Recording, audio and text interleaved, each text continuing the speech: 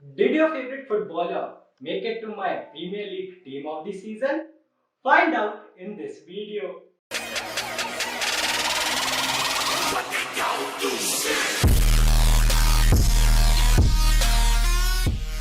Hello guys, thanks for tuning in. I'm your host Rishabh and welcome to Sports Geek.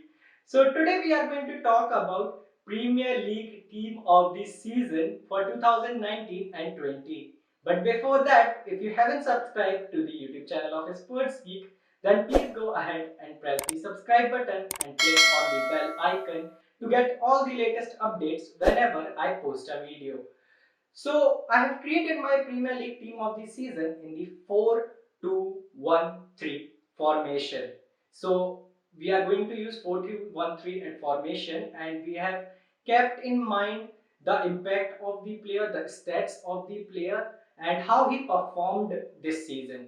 So all these points were kept in mind before creating this team. So without further ado, let's look at the team. The goalkeeper of the Sports Geeks Premier League team of the season is Nick Pope. Nick Pope has made 120 saves and kept 15 clean sheets in his 38 league appearances this season. My other option was Dean Henderson. However, Pope had more saves, more clean sheets than Henderson in this season. So that's why I kept Nick Pope as my goalkeeper in this team. Now getting into the defensive line of Premier League team of the season. The first player is the right back, and it's none other than Trent Alexander-Arnold. He had provided 13 assists this season, and he also made 382 crosses, which is 78 more than Kevin De Bruyne. And De Bruyne plays as a midfielder while Trent Alexander-Arnold plays as a right back, and still those many crosses, and that crosses made the difference in this season for Liverpool. So Trent Alexander-Arnold is the first defensive player in this team. Our second defender and our first centre back is Virgil van Dijk and the teammate of Trent Alexander-Arnold. Van Dijk has kept 15 clean sheets this season, and he was once again standing tall as a wall in the defensive line of Liverpool. And he is one of the reasons why they were able to keep so many clean sheets and conceded so many less goals this season and got themselves Premier League trophy. My next defensive player and the partner of Virgil van Dijk at the centre back is Chris Basham of Sheffield United. There is no doubt that Sheffield were quite interesting this season. They performed really well and they surprised everybody with their performance this season. And this defense was the key of their performance this season.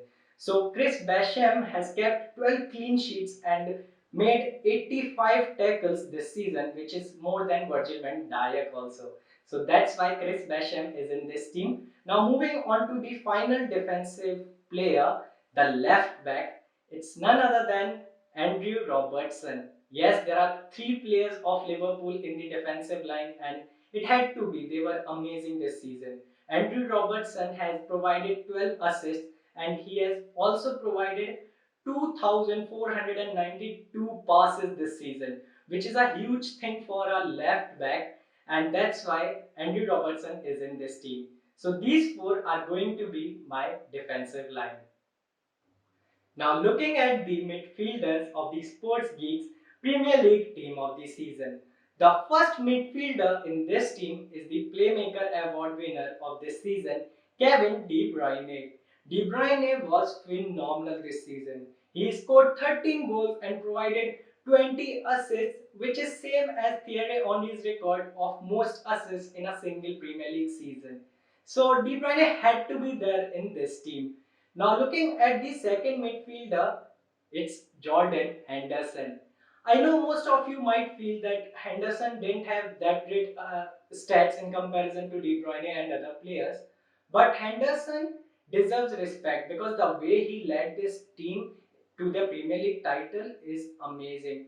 They lost Premier League title last season by couple of points, and again motivating that team and pushing that team to win the Premier League and win it in such a manner is amazing. and Henderson deserves respect and deserves a position in this team.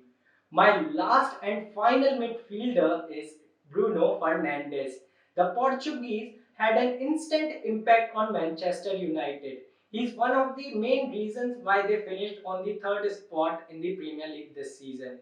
Bruno provided 7 assists and scored 8 goals in his 14 league appearances this season.